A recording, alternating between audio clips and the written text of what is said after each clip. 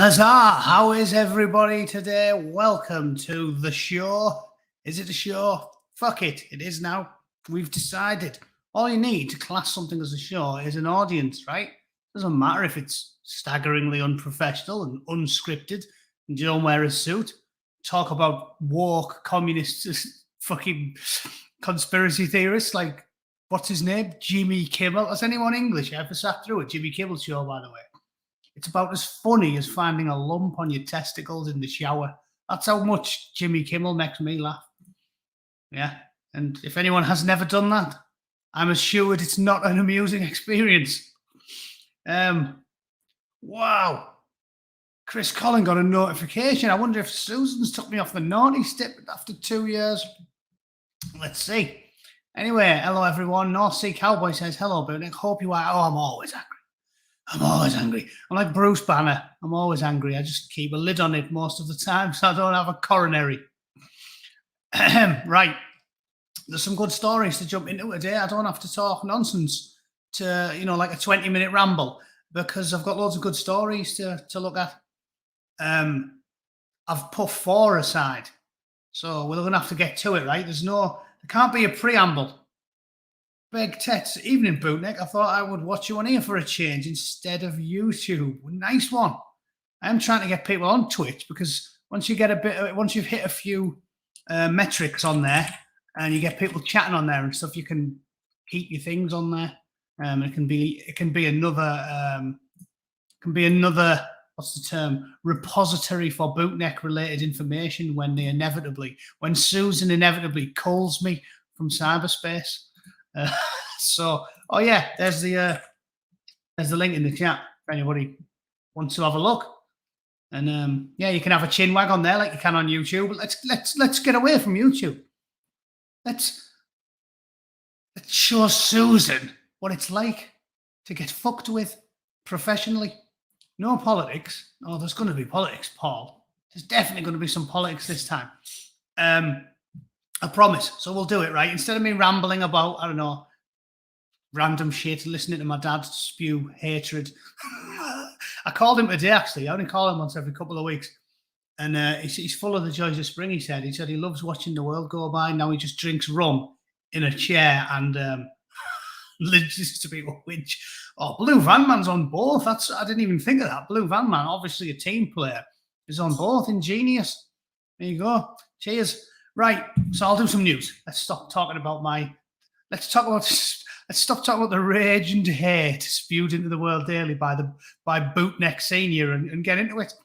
Right, first things first. A lot of you guys asked me about this because I put it on Twitter. Michael Gove. Tony Blair was an outstanding statesman, and anybody fair-minded would agree. You can't read that and not laugh, can you? And anyone fair-minded would agree. Really? Really? You pob-faced cunt. To those of you that don't know, because I've been asked this before as well, who's Pob? I don't think Americans will know who Pob is. There's Pob. I just had a quick Google for Pob. There's Pob. So that's Michael Gove, right? Definitely. Pob. So Michael Gove, pob-faced cunt. That is him, with the sort of weird cherry red face and his puckered lips. The puckered of all the arses he's had to suck things out of to get to his lofty position in British politics. That's Pob, yeah. Michael Gove, definitely. There's a better picture of him. That is fucking Michael Gove. 100%. Anyway, so yeah, pob-faced cunt that he is. How do I get back to where I was? There we are. So there he is, Pob. Pob, and obviously everybody knows the evil wizard, Saruman. Saruman on the right there. And his pob-faced fucking mate on the left. So Michael Gove, he's even got the big ears as well, hasn't he? He's got them cherry red lips and them jug lugs. Fucking jug lug, pob-faced, cherry red lips. Fucking spunk-sucking Gove. He said, anybody fair-minded would agree he was an outstanding statesman and he thoroughly deserves his knighthood. Let's get to it. Tony Blair Oh, you have to fucking subscribe. I'm not subscribing. So anyway, can I find a different source? This is, see, I told you it's not very professional, this, is it? Let's have a look. Michael, here we are. The Daily Mail let us see. You just have to see 60 stories where they're stalking famous people. That's how the Daily Mail rolls. Michael Gove hails Tony Blair as an outstanding statesman and performer as campaign grows to axe. Oh, yeah, well, definitely a performer, because all he did was fucking lie for a living. They say actors lie for a living. No. Politicians lie for a living. Tony Blair's a better actor than fucking Henry Cavill, isn't he? Because Tony Blair is a snake. Everything that man has ever uttered as he slithered through the halls of Parliament and spat lies across his forked tongue. Everything Tony Blair ever said was a lie. Be liar, right? So he is a fucking performer. I'll give you that, Pob. He is an outstanding performer. Most assuredly, the man is an outstanding performer. But that doesn't mean you deserve a knighthood, does it? Being the world's best liar does not mean you should be knighted. It says Michael Groves hailed him as an outstanding statesman and performer. As the campaign grows to axe his knighthood, the Tory cabinet minister defended the ex-Labour leader after a petition calling for his knighthood to be rescinded reached more than 1 million signatures on Friday. Sir Tony...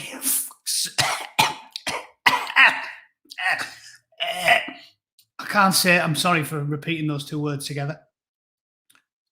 Tony. I can just about get that out. Tony. I can't say the two together without gagging and retching.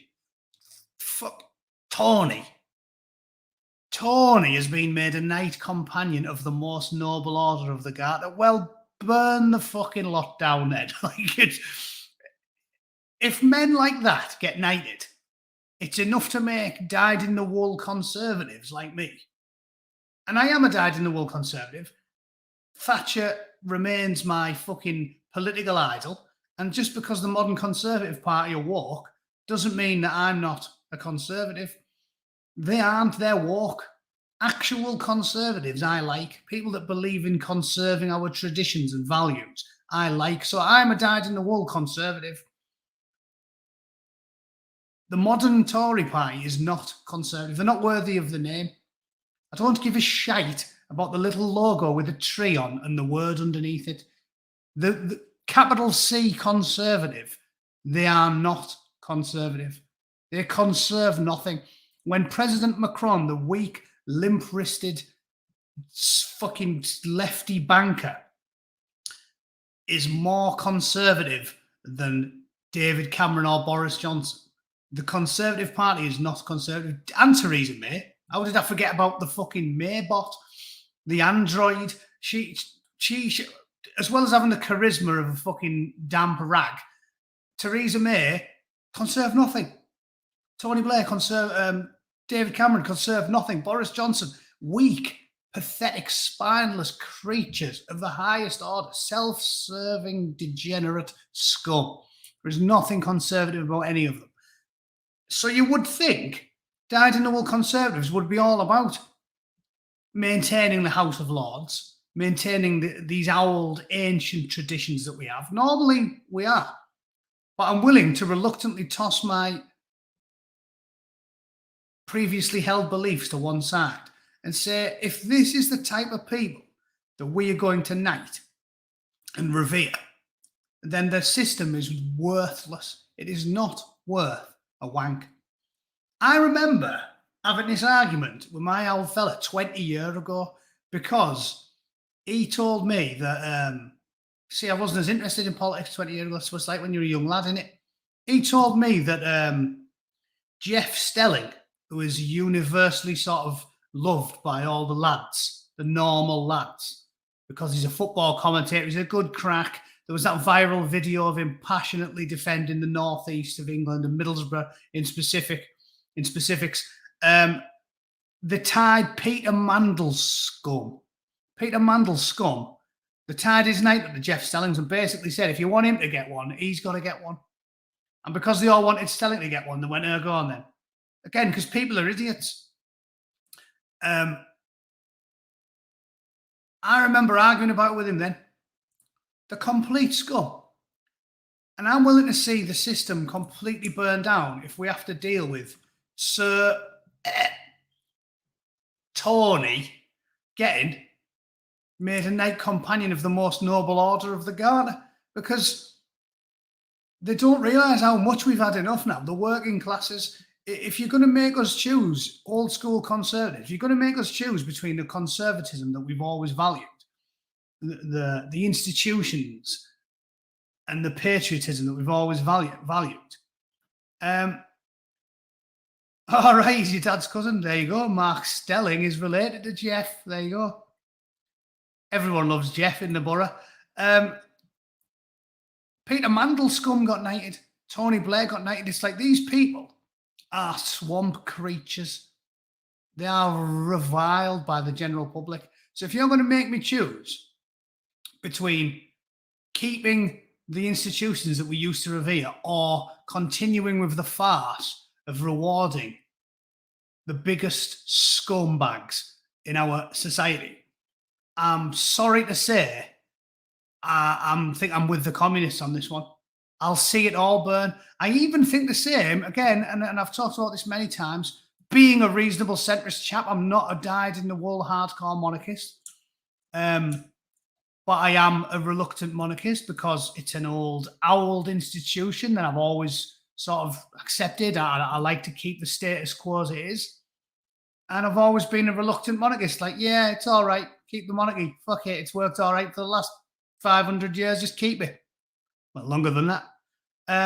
But if you're going to make me choose between woke communism and the old institution, fuck the institution.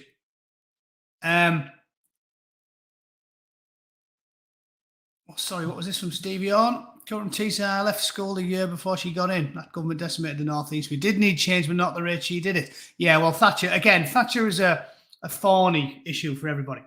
But yeah, it's something I don't want to get into now because we can talk about Thatcher for hours. Like I said, I've discussed at length the obsession people have with the pits and the collieries. I think ultimately in the long run, she's done them a favour. But yeah, we'll have to debate that on another day. I'll do when I do a lengthy live stream talking fucking nonsense for a change. The issue I'm getting at is everything can burn. I'm a conservative and I'll see it all burn in the fires of their ambition. The knighthood system, the House of Lords, the Houses of Parliament, the royal family, I'll see it all go down in flames and side with the communists if you're going to just try and sneak through this shifty, we're all conservative. Yeah, we're conservatives, mate, whilst just towing the line to wokeism. I don't care what you call it. Like they all say, right? Don't listen to what they say. Watch what they do. And Boris Johnson loves that. He loves talking about Churchill. He loves talking about conservative values. He loves talking about, he's my idol. Yeah, he wrote a book all about Churchill. Yeah. But the second they start fucking pulling a statue down of Churchill, Boris Johnson's nowhere to be seen. He's like, yeah, fuck him. So he's paying lip service to it. Don't listen to what they say. Because politicians' words are merely wind. And politicians spit lies into the ether as easy as I breathe the air around me. All they do is lie. So don't listen to what they say, watch what they do. And Boris Johnson, no matter what he says, is a wokeist. All he does is placate the loony left. All he does. Whether it's because Carrie's sucked his fucking brains through his cock with those bee-stung lips, I have no idea. But the man is a shell. He is not a conservative. He is a fucking lickspill. The woke are in charge now, and Pob is more proof of it. What we're going to do, replace Boris Johnson with Pob? Pob-faced, juggy, fucking shithead like Michael fucking, look at him. Oh, Pob-a-lobba-lobba-lobba. Fuck off, Pob. Pob, fuck off. He probably likes wearing a mask so you can't see those puckered. He's got a mouth like an arsehole. After like a drunk's arsehole if he just lives off stout and fucking curry for 10 years. That's why Gove likes wearing a mask. Have you noticed how he's even got a sponsored mask? It's like, that's how much of a self-serving shitbag he is. He probably got 50 quid a pop from fucking British Gas or something for wearing a mask. So yeah, fuck him. There he is, looking after his lizard creature mate. Even though 1.5 million people have said, we despise him and you pop-faced cunt. He said, no, any fair-minded person would say he was outstanding. And this recognition from Her Majesty is entirely appropriate. So there we go. I keep ranting. I'll just finish the story there. That's what you guys were asking me about. What's he done now? Well, that's what he's done. The pop-faced cunt has said that a recognition from Her Majesty is entirely appropriate, and it isn't. And it isn't, you fucking weasel. So if you guys think, what, getting rid of Johnson, tossing him out on his fat, saggy ass, and putting fucking pop-faced cunt in his place, do you think that's going to fucking rescue the Tory party? I think not. Because the man's a fucking snake. Both of them are snakes. All three of them, every one of them is a rat bastard. And the Conservative Party is doomed. And I've been saying this for how long now? About a year. Trust me, they're doomed. 2024 rolls around. It's not going to roll back. The Tories are not going to win in 2024. I guarantee it. Because people like me that voted for them 3 elections in a row, that's how long I've supported them, about 10 years. I voted Conservative 3 elections in a row. And for the aforementioned reason about seeing the world burn, they have poisoned all of our institutions and the very word Conservative for so long and so aggressively. They have gone in dry and bummed it till its head fell off. That is how much they have fucking reamed the word Conservative. They went in dry and bummed it senseless. The word means nothing anymore. So the Conservative Party needs to die, and I will see it happen. I will see a leftist ideologue in Downing Street before I vote for the fucking Conservative Party again. And I reckon, present company included, probably about 25% of former Conservative voters feel the same. So they are done. Now, as I've said, I don't think Reform or the SDP or any of them are going to have enough support, because the normies, the old blokes who don't go on YouTube, the old ladies who just watch the BBC all day, who've always voted Conservative, they're still going to do what the normies do and hold the nose and vote Conservative anyway. So the next election is going to go to the communists. That's just it has to get bad before it gets better. But that will be the nail in the coffin for the Conservative Party. And when the normies realise that 20% of the Conservative voters defected, whichever party had the most, just like Nigel Farage did with the Brexit Party, that party can rise to the top and become a new, actually conservative party. But mark my fucking words, the Tories are done. And kicking Boris Johnson out ain't going to fix the problem. Rishi Sunak's going to ride to the rescue? I think fucking not. They are done. And I'm not voting for them. And I'm telling you, there's going to be a couple of million Conservative voters that are going to have the exact same attitude. All right? Next up, look, it's the Paralympic swimmer, sick to death of dwarfism abuse.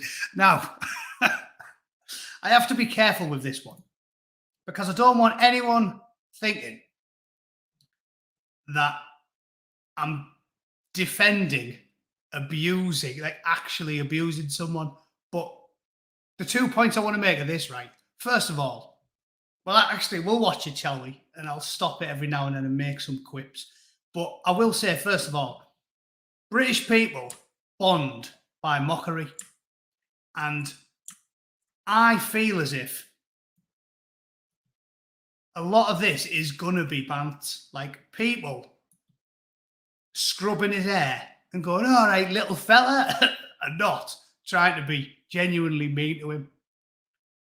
That's how British people bond, by bants. I'll tell you who captured it really well, because we've started rewatching it after I haven't seen it for a couple of years. Because the new season's coming out soon. Me and my missus started watching Afterlife again. And we started on season 1 yesterday and watched 2 episodes. I told them we don't watch much TV, just watch them in bed before we go to sleep. And we watch Afterlife. And there's the wife who's dead, died of cancer. It's realistic the way she behaves. And there's a bit where she's, she's obviously sad because she's dying. And she says to him, like, I hope you get on with your life and you enjoy yourself as best you can. And, you keep on living it because you are a good bloke. And I do love you, you useless fat twat. Right?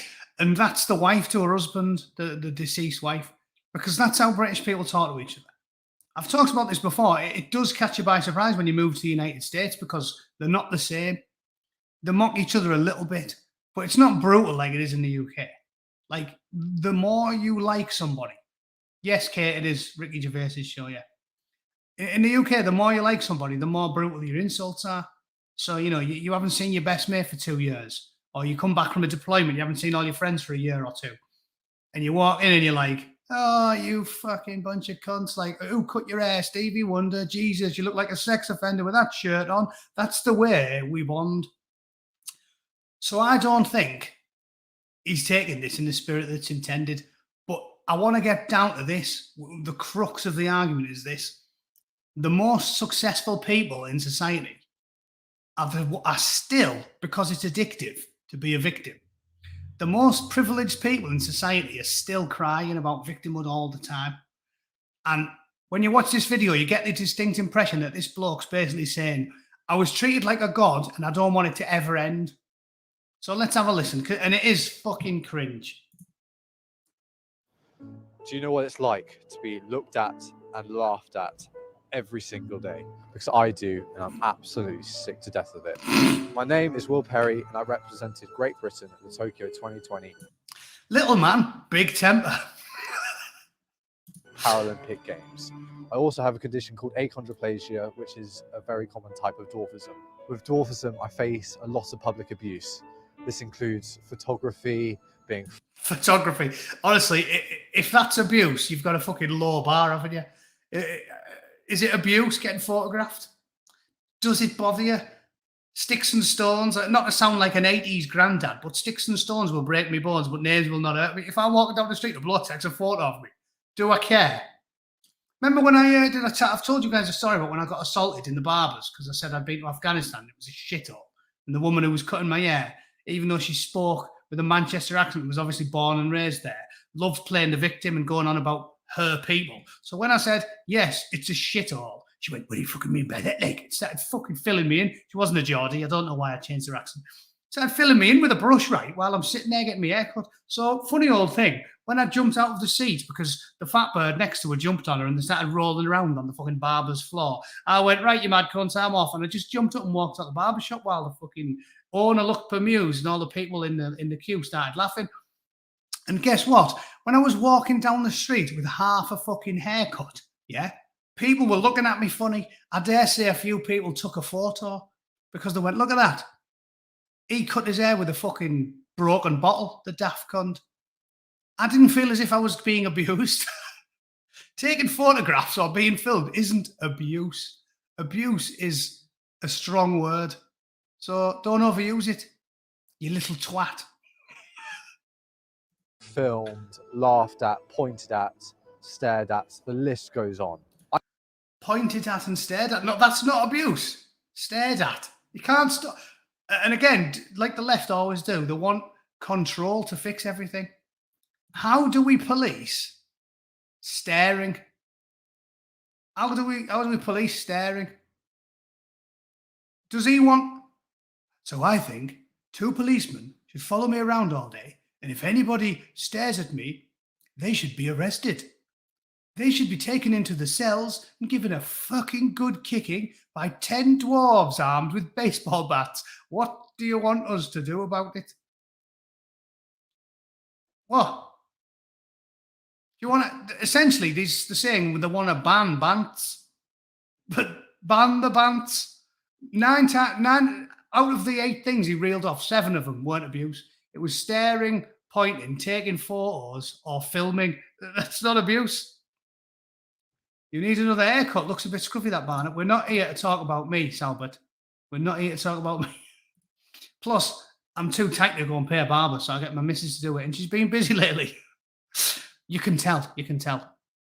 You don't have to try when you're married, lads. You know this, right? You don't have to try hard. I can let myself go now. If it looks like Stevie Wonder, cut my hair with boxing gloves on. Don't matter, does it? She's already signed the dotted line. Winner.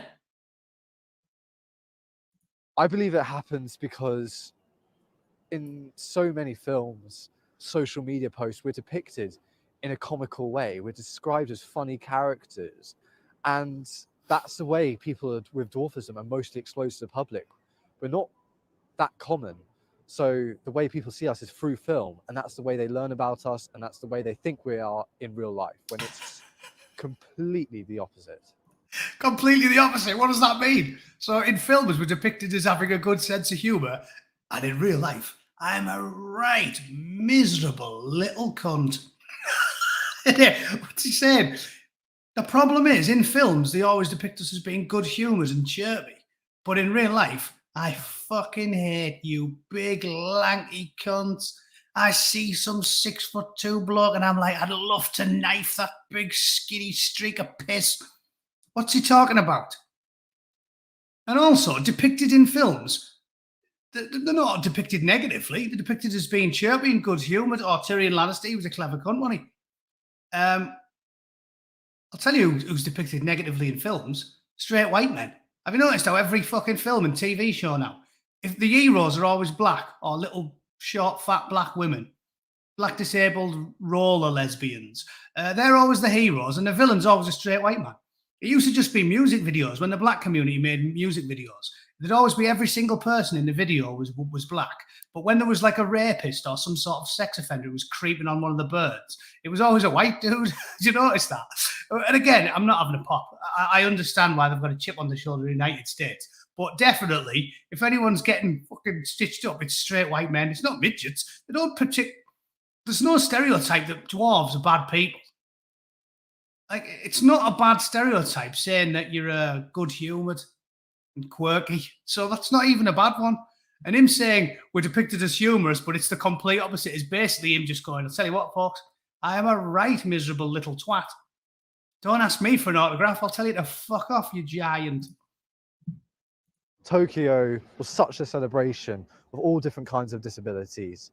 But as soon as we came back, the big party had ended, and I just became a member of the public once again, and the abuse started once again. Yeah, so what he's saying here is, right, privileged Olympian, worshipped by the nation, but he doesn't want it to end. So what we should do is, anyone who's ever won a medal, we should put them on, like we should make like a caravan of, white slaves, and we should carry them all around on like one of those big thrones. Yeah, well, you've got like 20 people on a big on each corner carrying a big fucking, I don't know what the name is. Is it like a paladin or something? When it's like a big a throne on sticks that we can carry around so we can praise the God Emperor. Basically, if you've won the any medals in the Olympics, you should be treated like a hero for the rest of your life, and you should be completely immune to being looked at, being pointed at, being photographed. And if anyone does it, we should have them beaten senseless by the fucking Stasi. What do you want? Again, what do you want, BBC? Ban staring, ban photography, ban banter. What do you want? I'm not saying we should be picking on him. And if he's actually getting genuinely abused, like people going up to him and saying, I fucking hate dwarves, even though in my fucking natural life, I've never heard of anyone who's got an actual prejudice against dwarves. Yeah, there's people who are prejudiced against men in general, or, and white men. So if he was saying I'm a white man and people give me shit all the time, I could probably understand where he's coming from. But I've never heard of anyone go, you know what? I fucking hate dwarves. Really? Yes. When I was a boy, I was buggered by a midget, and I've always hated them since. Whenever I see one, I punch him in the dick and I go, that was for buggering me when I was 8, you little fucker. Nobody hates dwarves. Nobody. Nobody's prejudiced against dwarves. And if the worst you ever have to put up with is a photograph, and they might be photographing you because you're a fucking Olympian, you bitter and twisted little shit, maybe that's why they're photographing you. And people's going, oh yeah, look at him, he was in the Olympics. Snap. You're not taking a photo and going, hey, fucking yeah, that cunt. Why do you have to always, again, like, because all bitter, cynical lefties are the same, they always put everything down to hatred. Do you remember, if anyone watched the stream I was doing with Paz and his mates, I talked about it then.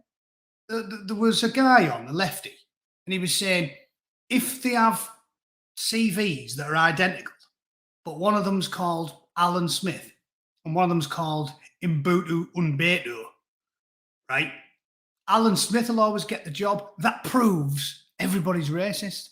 And I was saying to him, it does if you're a leftist and you always see everything through the colour of hatred and bitterness and resentment and spite. But most people, including probably the black bloke who's Nigerian and didn't get the job, might think, yeah, I suppose it's understandable because of other things, other factors. It might be they were both identical, but the boss was like, you know what, I'm sure he's a good lad, but English might be his second language. And we're going to have to do loads of presentations. So I just feel as if it'd sit better with the customers if it was someone with a native English speaker. I'd be the same, right? If I went up against a bloke who was from Cornwall or Wales, they've got a nice, pleasant, lilting accent. If I went in for a job and I was doing presentations and we were identical in the CV, but there was a well-spoken Cornishman or someone like Paz, a Welshman with a pleasant, lilting accent, and you've got me, I'd probably understand that the decision was made because he's a slightly more eloquent speaker. But the problem with leftists is they instantly always go towards hatred because they're a bitter and resentful people. Does that not make sense? If he's saying people are taking photographs of me because they hate me, it's bullying. They might be taking photographs of you because you're a famous Olympian, mate. Like, well done. You got to go. You got a medal in the Olympics. Fucking hats off, man. Like, I think that's brilliant and all power to him. But that might be the reason why someone took a picture of you. You spiteful, resentful little twat. So stop fucking whinging. How about that? How about that? Put that in your minuscule pipe and smoke it, son. Again, it was like night and day. And I think that's one of the things that made it even more upsetting. It's very, very easy to fix this problem. If you do see someone calling us out, though, or laughing or filming us, call them out. Tell them no. I'd encourage for everyone to not hide, to come out into public with your friends, your family. Oh, but they'll film you then, mate. And filming someone's a hate crime, innit? We all know that. Because if we're all hiding away, then no one's ever going to see us. I know I do it. To be fair, son, you're a little bit harder to see, aren't you? Maybe wear a neon shell suit when you go out. Don't wear, like, I mean, look at that. That's a green jacket. If he's out walking on Woodbury Common, you might miss him. You might miss him. If you want everybody to see you, fella, lime green shell suit from Sports Direct. $8.99. You're fucking laughing. Just make sure nobody flicks a bogey at you or a fag or you'll burst into flames. So I'm doing you a favour there, son. Although, hey, we will see him if he's on fire. So swings and roundabouts. And I want to be different. I know other people do it, and I think they should be different. I think we should all come out, be around people more, make people more aware of who we are. And in the long term, I believe that will make us a more normal member of society. What a load of absolute bollocks, eh? Vapid, pointless bollocks. It's a waste of fucking celluloid. Good job it's digital. It's a waste of an SD card. What a load of shit. And again, absolutely no criticism at all for Will Perry. Well done to him for getting a gong. Well done to him for being fit. And well done to him for being a fucking winner. That's what I like. But everything about that story was nonsense. It was attributing every photograph, every glance, every stare to naked hatred. And it isn't that. You have a fucking low opinion of the human race if you're a woke left-wing twat, don't you? You have a low opinion of humanity.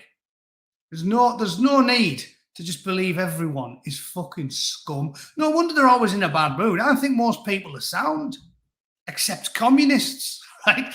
I don't have anything against any group, any gender, any sexuality, any colour. The only people I don't like are communists. Easy. So not many people are fucking commies. So basically, I like everybody. But if you're a left-wing woke silly cunt, you go around convinced everything is motivated by hatred and resentment. So it's bollocks. And yeah, what happened to the sense of humour, Gene? Well, he is killing stereotypes himself, isn't he? Because he said we're stereotyped as being jovial and good-humoured, which, by the way, isn't a negative stereotype. And apparently, he's a proper miserable little shit. So, so there you go. We fixed the problem by getting them all a police guard, banning staring, and worshipping them like gods, even when the Olympics isn't on. Fucking nice one. And the reason why I use that story is to segue into an even more egregious example of this constant whingy, whiny, woe is me, I'm the victim, even though I'm so obviously winning. Because here's another one. Look at this one. This isn't on the BBC. This is the Times. But I'll tell you what. It's even worse than that little twat. Let me just get the story up. In the Times, here we are. So I'll put it on my Twitter feed so I wouldn't forget it. Look at this. This is even worse than the bad-tempered little fella. This fucker. We are in a society set up for women who look like little girls, Poroskova said. That shouldn't be okay with us. We need a collective, of course, because you're a communist now, a collective movement to fight ageism. But it requires a bending of the sisterhood. I hate the way they speak. Collective and sisterhood and blah, blah, fucking blah. Let me fucking tell you what this story's all about, right? In a nutshell, I'll get the Times one on because it's slightly better, slightly bigger words on it. See the text easier? The age debate, right? This woman, Paulina Poroskova, was at one point the highest paid model on the planet. She was, the highest paid model in the whole fucking world. And now she wants to whinge about how hard she's got it. So again, the argument I'm going to put forward is the same. I'll just read you a bit of it so you get the gist of it. I'm not doing the whole thing. Poroskova was once the world's highest paid model, but as she hit her 50s, she was suddenly invisible. Well, two things, love. First of all, you had a good run. You had a fucking good run. Second of all, it's linked to what I've been saying about the little fella. You're not invisible because of naked hatred. I'm talking about the little fella. I'm talking about the Nigerian fella not getting the job. It's the same thing. They always attribute every action, every deed, every thought to hatred, to resentment, to bitterness, because that's what left-wing ideology teaches. It promotes bitterness and resentment and spite. And the Angry Bootneck, being a conservative, how many times have I made the point? I want to promote freedom, enjoyment of your life, good humour, stoicism. These people promote division, promote resentment, fuel the flames of hatred so they can have the glorious revolution. It's bollocks. If you're invisible because you're a model and you're in your 50s, I can't believe I'm not an evolutionary biologist. It's because they've probably proved that humans, being somewhat reactionary creatures, are more likely to buy things when the person selling them is very attractive and charming and charismatic. That's it. That's it. You're not invisible. You're still a valuable person. If anything, in our society, we value the aged. We value pensioners. We treat pensioners with respect. But you're not treated with the same high value that you used to have because you don't sell things as much and your job is all about performance. Says now she's 56, she's leading a new wave of older women flaunting their place. So let me, first of all, again, fair play to her. She looks fucking great for 56. I'm sure 9 out of 10 blokes in the chat would smash it. You savages, yeah, and maybe a couple of the women as well. Well done to her. She looks great for 56. How privileged is she? So she was the most wealthy, well-paid model in the entire world. She looks that good and that healthy at 56. and still she wants to whinge. If you were the wealthiest person in the highest paid model in the whole world, and you look like that, fit and healthy at 56, you're doing better than 99.99% of humanity. You selfish old battle axe. Right? She might look good, but the bootneck is not a shallow man. He sees what is within. And she might look nice on the outside, but inside she is a wizened raisin. Yeah, she's got a fucking head like a. If the outside was this displaying the internal contents like a banana, she would not look that good. She would look like a fucking wizened old crone. She'd have a head like a witch doctor's rattle, right? Because she's fucking awful inside. Look at this one. 56-year-old. She was on Sports Illustrated, 2-time cover, Harper's Bazaar 92 of America's Most Beautiful Women. The privilege drips off the creature, right? I'm now completely invisible. I walk into a party, I try to flirt with guys, and they will just walk away from me. Oh, what you mean you're mortal? You mean you had such a good life for so long? You became convinced you were immortal. Do you not think that every person reading this has to deal with the vagaries of aging? You fucking harpy. You don't realize that? It's unbelievable. We're all getting uglier, love. Join the fucking queue. You know, when I was 20, I was well handsome. I had hair like Frodo fucking Baggins. It flowed from my head in tightly curled ringlets. It looked like I had a perm. When I was in Japan, a girl said to me, you have perm. I had these glowing, flowing locks. I had flawless skin. Now I've got male pattern baldness and a fat ass. Get used to it, you fucking crone. Get used to it. Right? I'm very single. Guys just walk away from me. Oh, okay. So let me get this straight. You walk into a party. Can I blow that a bit? Because she's doing my head in the fucking slot. Look at that. Picture shit. Why is that fucking advert so big? You walk into a party and you try to flirt with guys that are obviously much younger than you because you're nearly fucking 60, right? You can nearly get a bus pass, you fucking old crone. And now you're whinging after a life being treated like a goddess, being called the most sexy woman in America, being the highest paid model in the fucking world. And now it's like, wow, young lads don't want to fuck me. Listen, get yourself to the fucking social club in Middlesbrough and the 50-year-old welders will be hanging out the back of you faster than you can say, hoy it up my dirt box, Dave. I'm telling you, love, you're just in the wrong places. Yeah, if you're going to try and flirt with 28-year-old actors on Hollywood Boulevard, yeah, you're going to have a rough time. But I'm telling you, you get yourself in the fucking Cargo Fleet Club in Middlesbrough and you'll have 45-year-old plumbers desperate to use your pubes for dental floss. You will be the fucking, I'll tell you what, you'll be the talk of the town, love. So you're just aiming too high. You're just aiming too high. That's why it does my head in. Again, it's the most privileged people in the world whinging. She's had it better than any woman in the chat reading this. How privileged is this woman?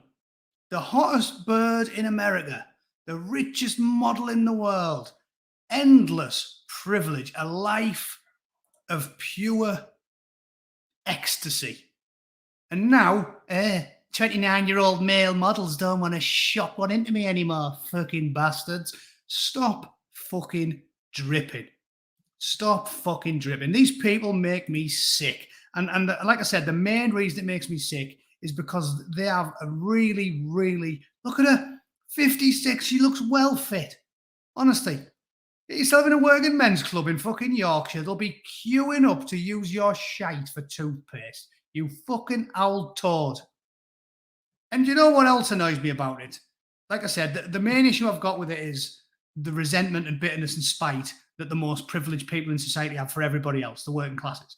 And the second issue is this, and I'll finish with this one because I can use one of my favourite David Gemmell analogies, because you know I love David Gemmell. I plug him every chance I get.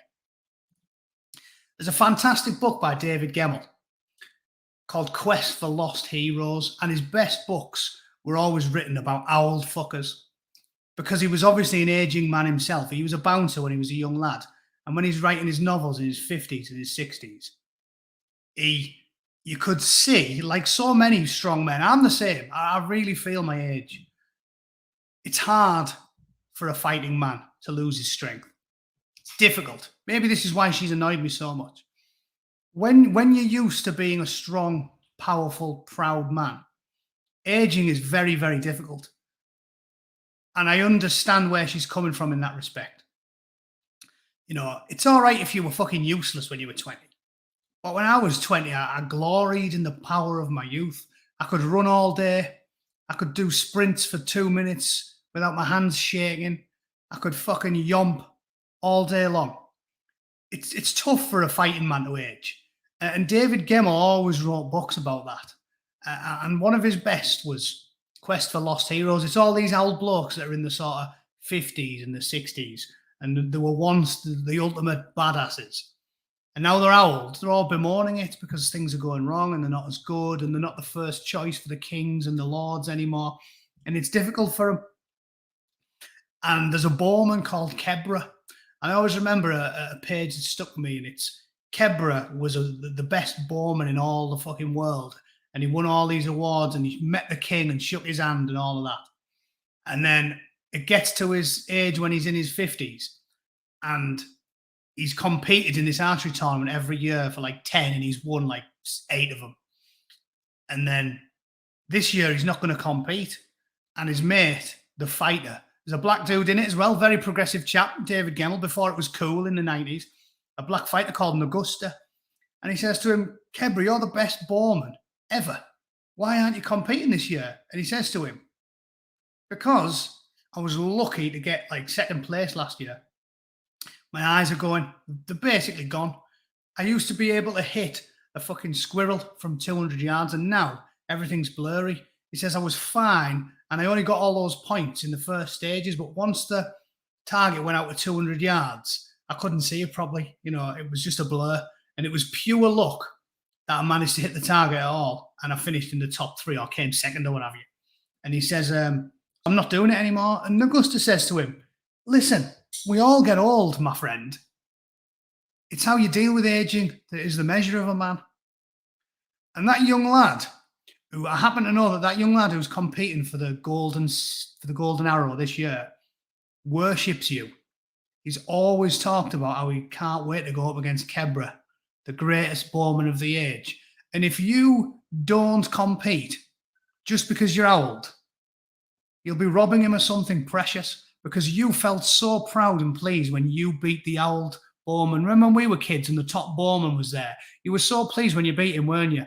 You were going to rob this kid of that just because of vainglorious pride. It says, compete, do your best. You won't lose face. Everybody knows that no man can defeat time. And if you go out on your shield at the age of fucking 56 and you come in the top 10, people will still applaud you to the rafters. And most importantly, you'll make that young lad's day. So he competes and he loses. And the old man and the young lad goes up to him at the end and he shakes his hand and he says, thank you so much. You've been my hero for years. I'm sorry your eyes let you down. And then the crowd's all partying and throwing him about the young lad. And Kebra stalks off by himself, a bit depressed. But that is the measure of a man. No man can defeat time. Death stalks the hills, awaiting his date with all of us.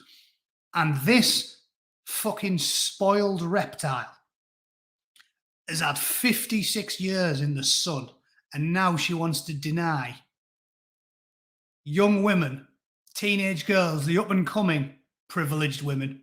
She's denying them their day in the sun out of resentment and spite. And she thinks any young man who turns his back on her is doing it because he's a bad person. And I think it's the fucking measure of a person. She might look great on the outside, but she's got a heart like a fucking raisin.